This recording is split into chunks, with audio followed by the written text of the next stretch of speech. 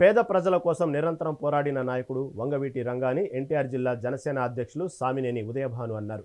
వంగవీటి మోహన్ రంగా 78వ జయంతి సందర్భంగా రంగా విగ్రహానికి పూలమాలలు వేసి ఘనంగా నివాళులర్పించారు. ఈ సందర్భంగా సామినేని ఉదయభాను బడుగు బలహీన వర్గాల శ్రేయస్సు కోసం వంగవీటి మోహన్ రంగా శ్రమించారన్నారు. ఆయన ఆశయాలకు ఆదర్శంగా తీసుకుని నేటి యువత పనిచేయాలని అన్నారు.